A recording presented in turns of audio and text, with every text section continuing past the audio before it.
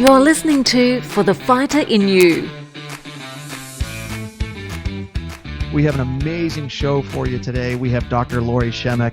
She's PhD, CLC, and the creator of the Health Attraction System. She's also the author of Fire Up Your Fat Burn. I really want to hear about that. That is my biggest challenge, is getting rid of the fat. So I'm really excited to talk with you, Lori, and boy, an author and a PhD and a CLC. Why don't you tell us a little bit about yourself and how you get into health counseling? Yes, I actually was a counselor. I got my doctorate in psychology, and that's where I wanted to go. That was a direction, but always, even as a child, I was interested in health. And my mother would just walk by and just shake her head, because I'd be there sitting reading health books and all sorts of things. So I decided one day that I wanted to marry the two, the counseling background and the health. And so that's what I did. And that's what I do now. And I love it. I've been doing it for a while.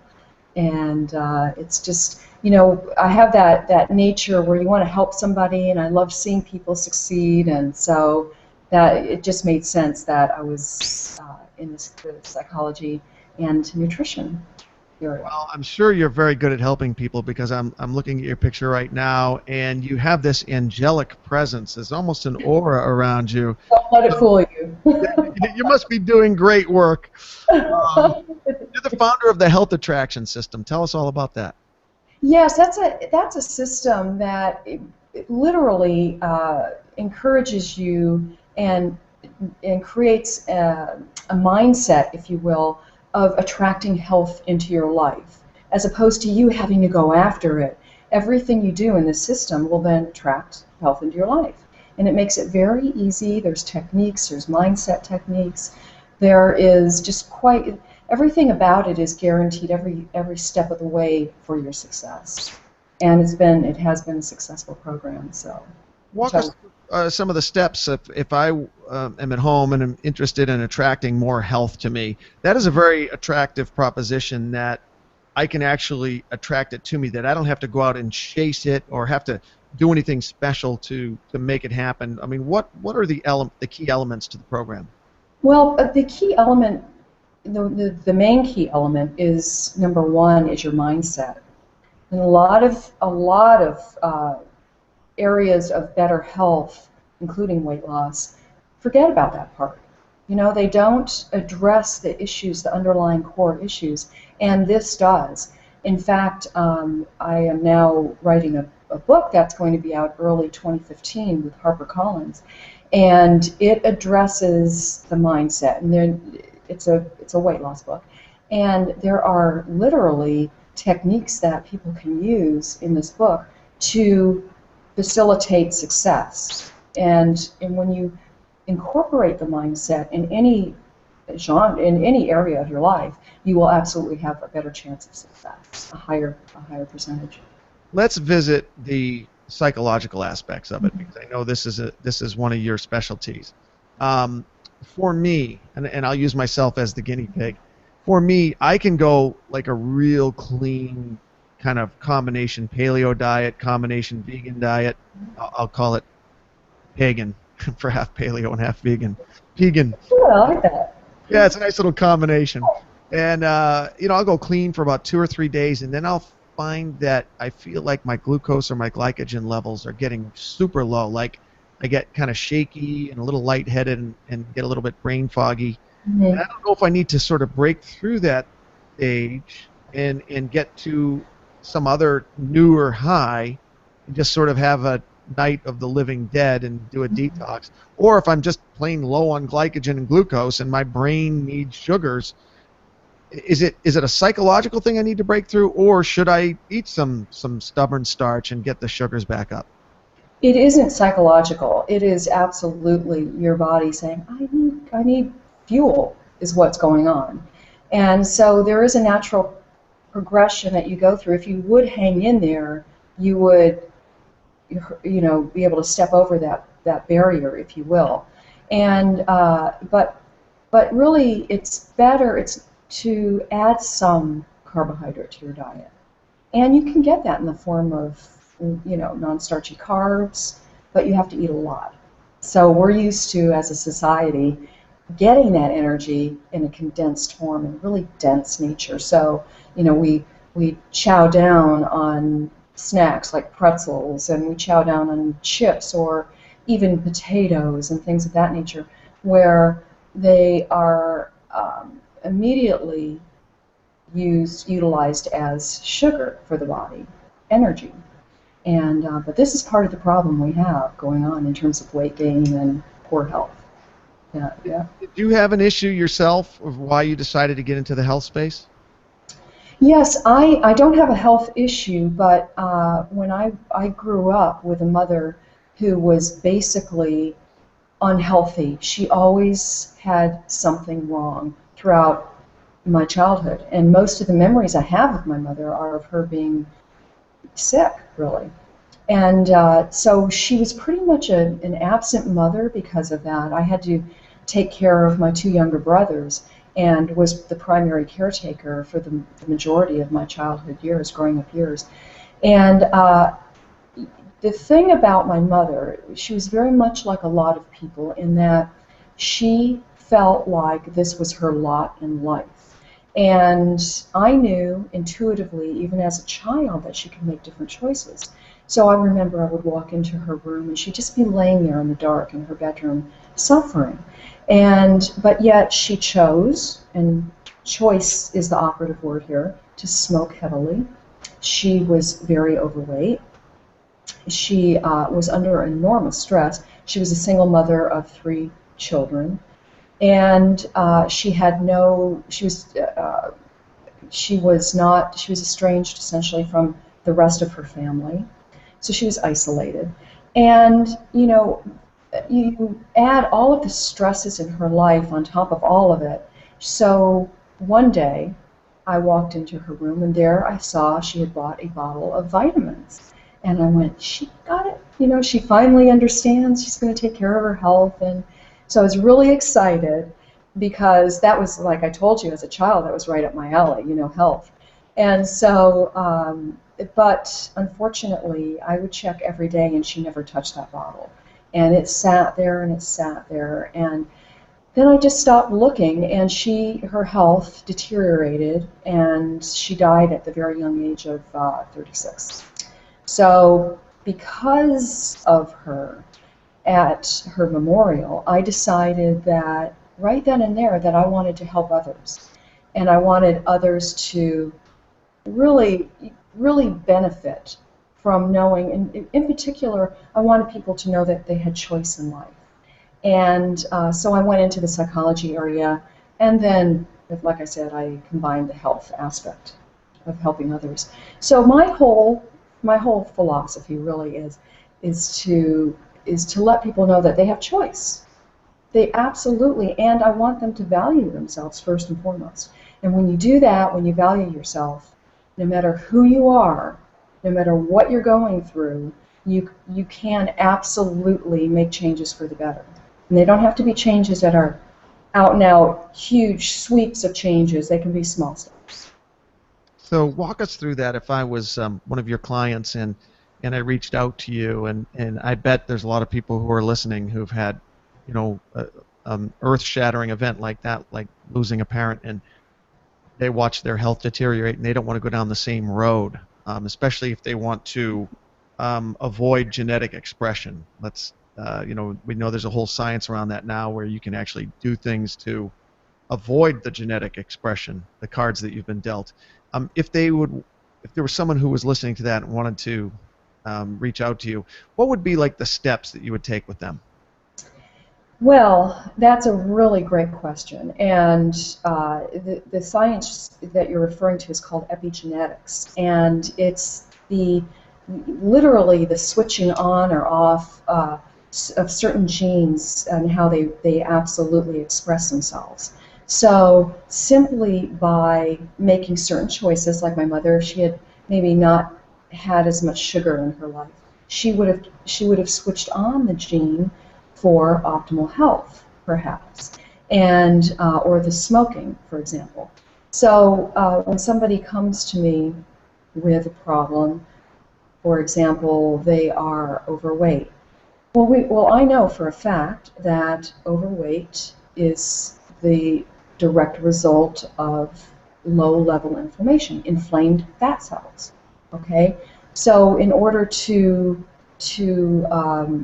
get our genes to express in a positive light, then we need to make changes that will do that. And one huge change, especially for Americans, is to really stop and tamp down on that sugar intake. That sugar intake is huge. Boy, I'll tell you, you really hit on something big there, because it really doesn't matter what diet or health protocol you believe in. Every single one of them is against sugar.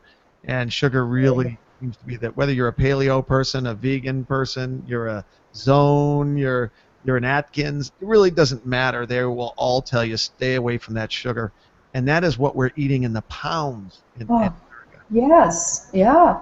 We have, in fact, the latest statistic is 156 pounds of sugar a year per person, or 47 teaspoons a day. And this is added sugar. This isn't sugar that's natural in products. And and the sad part is people don't realize it.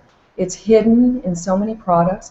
I'm on Twitter, and I put tweets out there, helpful hints and tips to help people create better health or weight loss. And one is that when the number one inflammatory food is sugar. Whenever I put that out there, people are stunned because they say, sugar's inflammatory? And I say, yes, it is. It's the number one, if you can call it food, inflammatory food. And yet we're drinking gallons of it, a week, and in the form of soda. And you think about one soda, for example, has 10 to 15 teaspoons of sugar in it, right? And that is a whole heck of a lot of sugar. And people don't realize that it's in, for example, ketchup, it's in mayonnaise, it's in bread.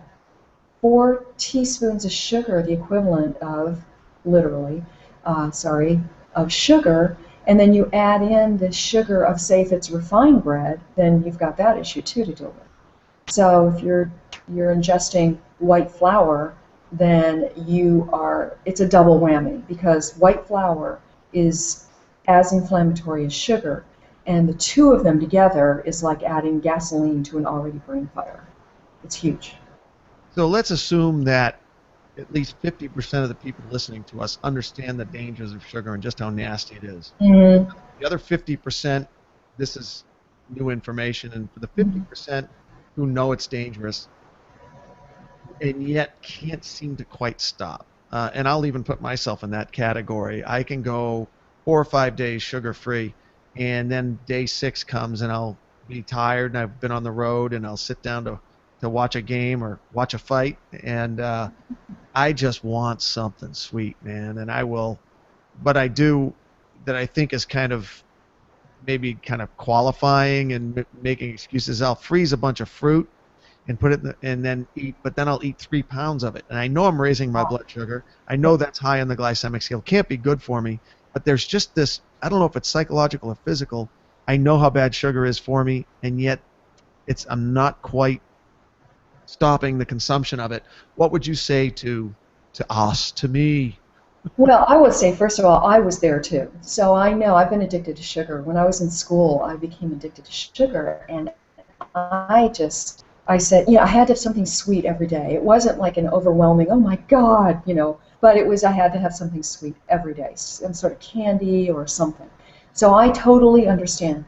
And, but what I did, because I was into health and all that, what I did was I researched it, and way back then, they knew how to get off sugar, okay? And I followed the protocol, and it worked like a charm for me, and I still use it today with my clients.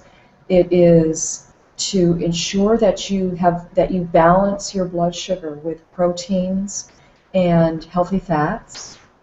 And also, there are a couple supplements, but one that is highly effective is called chromium cholinate. And it will stop the sugar and carb cravings within 3 days, and it works beautifully. Wow. It really is very highly effective in if you're trying to get off sugar. We know sugar is addictive. A study just came out a couple months ago showing that the brain, the areas of the brain that light up when people ingest sugar is in the same area of people who are addicted to morphine and cocaine. There's a study out that shows rats that are highly addicted to morphine, for example, chose the sugar water over the morphine water. So it's really insidious, sugar addiction is, and it is psychological too. So we know that if you're addicted to sugar, that the chances of you having more and more of it as time goes on, just like any other addiction, because your body desensitizes to it. You've got to ramp up that addiction. It's like an alcoholic. When they're drinking, they down the road, if they keep doing it, they're going to add more and more and more. And so this is the very same protocol, really, to get off sugar is the same as you would then use for any other addiction. So what you want to do is you want to wean yourself off of it, and make sure that in terms of sugar now, the majority of majority of the cravings revolve around low blood sugar.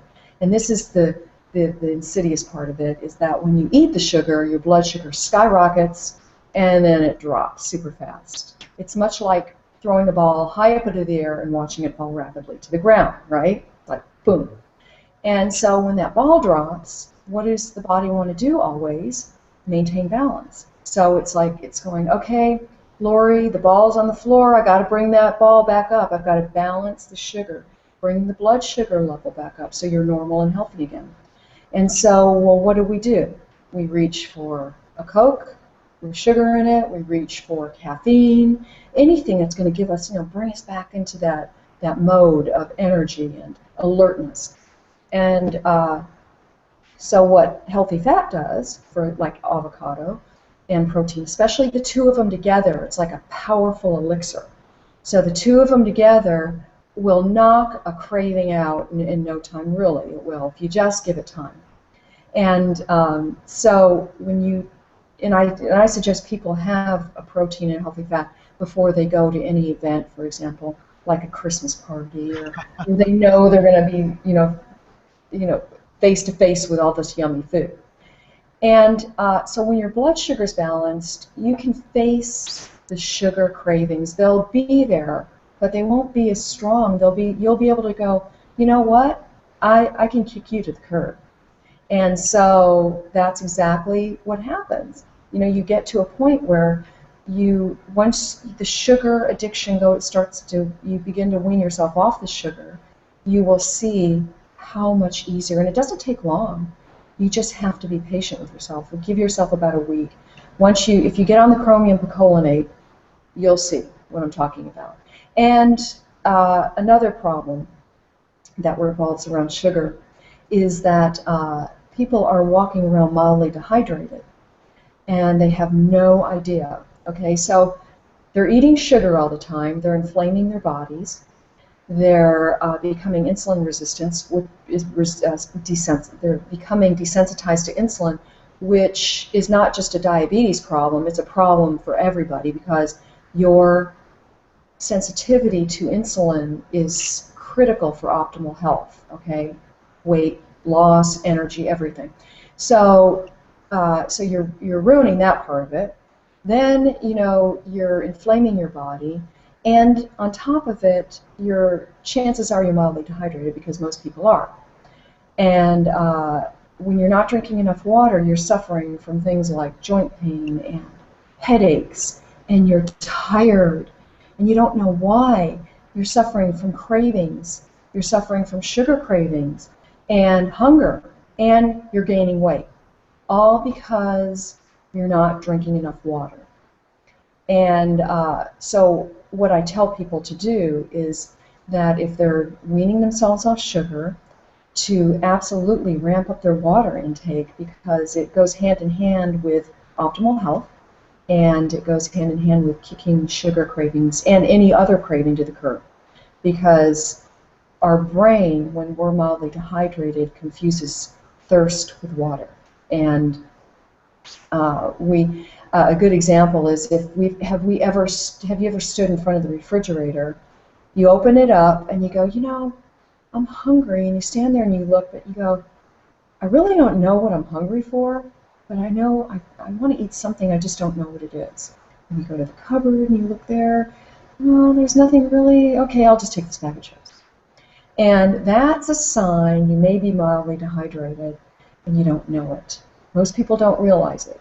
So if you at that moment say, I'm going to try drinking some water, drink some water, wait 5 minutes, 99% of the people, their craving disappears. And so it's really another really easy tip for people to pay attention to, to follow through with. This is really, really good information. This is really good information. And it seems to me that the protocol, based on what you just said, is to have lots, and correct me if I'm wrong, but is to have lots of small meals throughout the day that are combinations of good proteins, like probably the omega-3s, the EPA, Right. and nice clean protein, and lots of fluids, lots of clean fluids, not fruit juice, because that's just another sugar, but clean. Excellent point. Right. Yes, that's a very good point. A lot of people don't want to hear that. They do not want to hear that, because I grew up hearing fruit juice is very healthy for us. Well, it's just really, we now know, one step up from a Coke, because it is super high in sugar in the way it metabolizes in the body. And it creates low-level inflammation. And that one step up from a Coke is really the phytonutrients, the minerals, the enzymes, the plant nutrients that really are very healthful. But what happens is the inflammation and the sugar, that it does not help in any regard in terms of the actual fruit juice. So don't drink the fruit juice. Stay away from the fruit juice, and you'll be fine, I promise. So what about people who travel, and there's a lot of us, and I find myself, I can get pretty clean when I'm at home, and I'm at home for a while. And then I hit the road, and it becomes more challenging because you're in restaurants and you're in hotels. Any advice for people who travel? Yes, it's nice to travel with an arsenal of food, okay? And I have been known to travel with cans of sardines or salmon or packets of tuna, almonds, walnuts, anything, packets of whey protein, anything that you can pack in or take a little cooler with you, or just take it with you, put it in your briefcase or your backpack. Because if you have it, it's just like I tell people, if you bring it home from the grocery store and it goes into your house, soon it's going to go into your mouth. Same thing, take it on the road. If you have it on hand, you plan and prepare for this, then you will be set in terms of that, eating on the road. But if you're at a restaurant, number one, don't be afraid to ask the waiter to cook whatever you want. This is so funny because I was out to breakfast the other day, and I ordered 2 eggs and a spinach salad on the side with olive oil. I wanted to put the olive oil on it, right? So I got, and I had some bacon to go with my eggs. And the waitress said, okay, and she wrote down, she said, so a small spinach salad? And I said, yeah, that's fine, that's great. And she said, I'll bring you the the olive oil. I said, great. So I'm talking away, and she comes back, she goes, excuse me, I don't mean to interrupt, but she said, the chef said he wants to know, are you serious about the spinach salad? And and I said, I am. She said, because he said nobody's ever asked him just for plain spinach leaves. And I said, yeah, because he couldn't wrap his mind around the fact that I wanted just plain spinach with the olive oil, on the side. So anyway, she brought it to me the way I wanted, and you just have to just be friendly. Tell them this is what you want. They want to please you. The waiters and waitresses, they want a tip. The restaurant wants your business. And so the other thing I would say is to look at your plate as I always tell people, look at half your plate as veggies, 1/4 of your plate as lean protein, and if you want the other 1/4 of your plate, some sort of dense starchy carb, okay, nutrient-dense starchy carb, such as, say, sweet potato or quinoa or something like that. Now, I like my clients to get the majority of their carb intake from non-starchy carbs, like salads and things of that sort. But a lot of people don't want to do that. So you can look at, does that make sense? So you look at your plate, half of it, lots and lots of veggies, right? 1/4 is nutrient-dense starchy carbs, and 1/4 of it is a lean protein.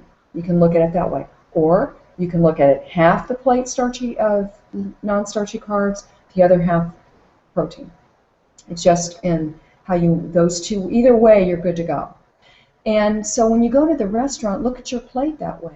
You look at, make sure you have a protein, about the size and thickness of the palm of your hand, 4 to 6 ounces. If you make sure you order lots of veggies. And if you want, you can also order beans. You can order just, most restaurants are cooking for the next meal. So if you're at breakfast, ask them, do you have beans? Do you have any type of quinoa? Do you have any type of brown rice? And chances are they will have something for you.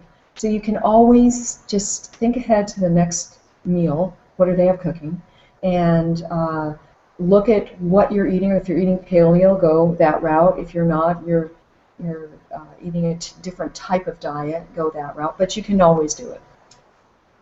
Well, I mean, that is absolutely fascinating. That's great advice. And one of the things I really like about it is it gives me a visual so that when I'm in a restaurant, I don't really have to be a mad scientist to be able to follow this protocol. I look at the plate and half non-starchy carbs, 1/4 nice clean protein, and if you want, 1/4 stubborn carbs.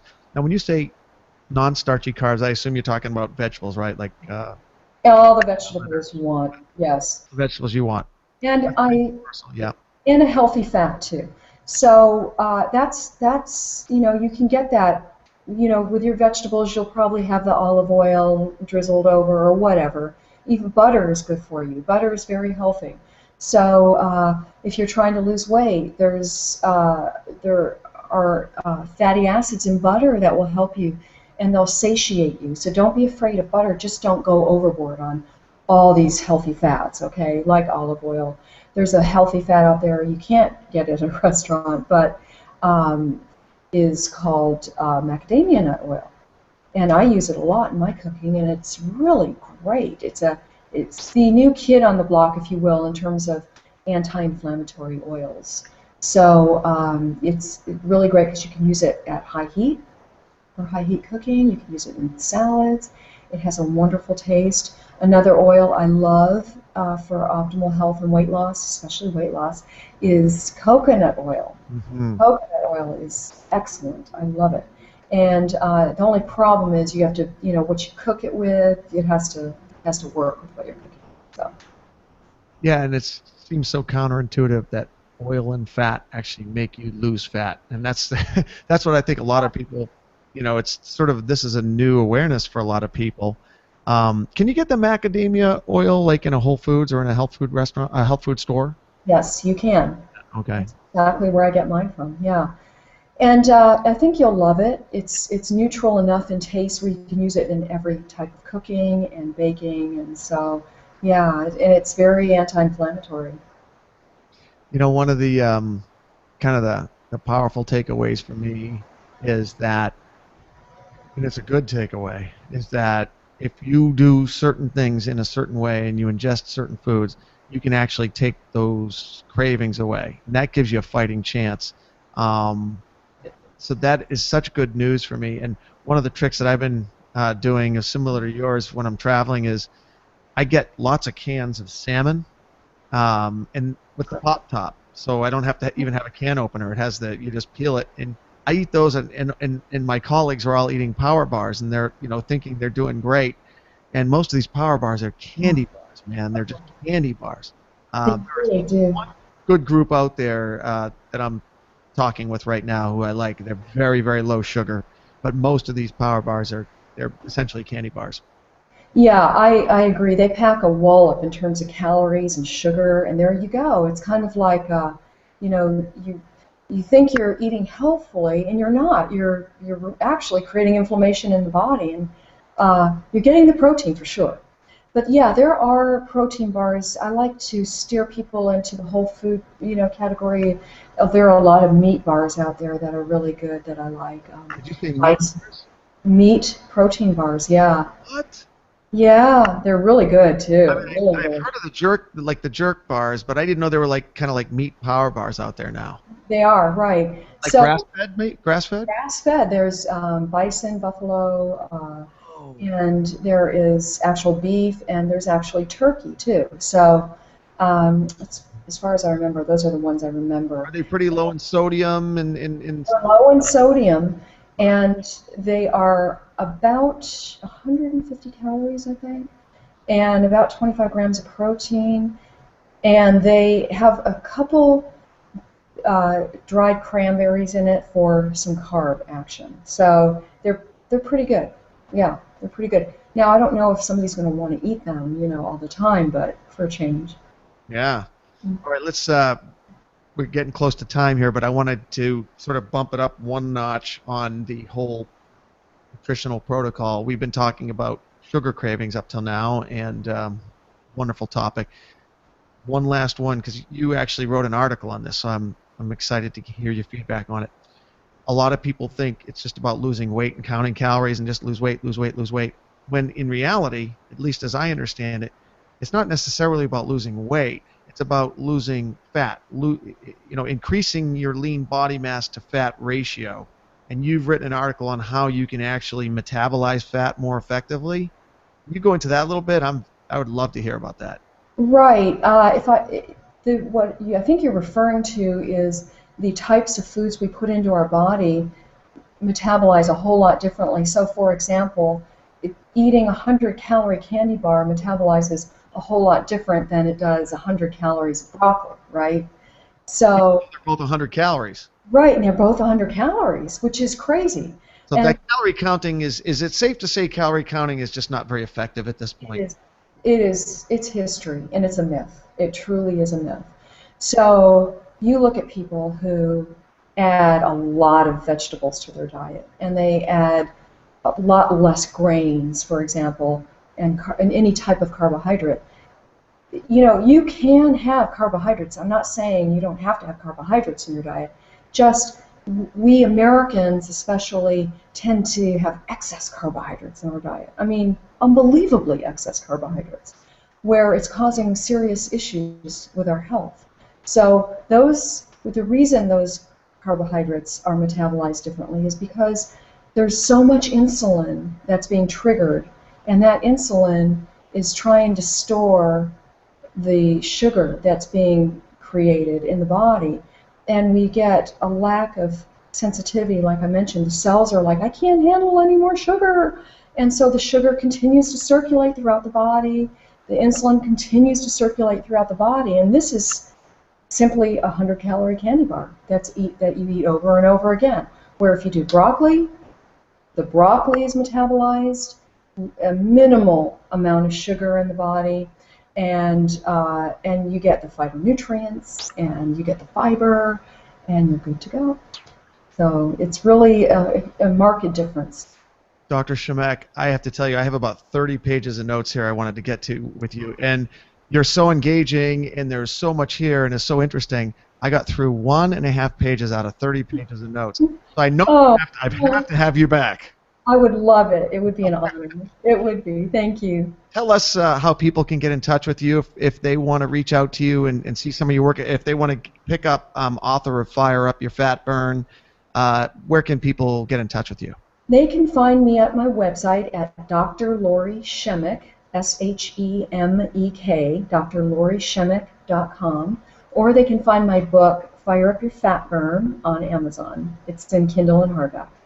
What a true pleasure, Dr. Shemek, PhD, creator of the Health Attraction System, and author of Fire Up Your Fat Burn. Thank you so much for being with us. Thank you very much.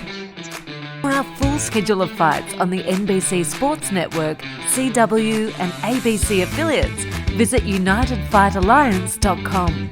Listen to us on Apple Podcasts, Google Podcasts, Podbean, Spotify and Amazon Music. United Fight Alliance, for the fighter in you.